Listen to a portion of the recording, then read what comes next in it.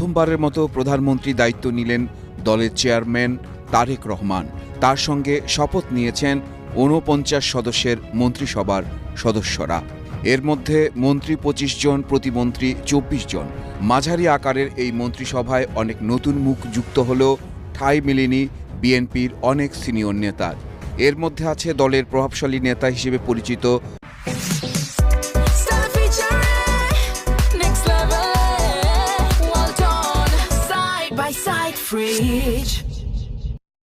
বহুল আলোচিত মির্জা আব্বাস।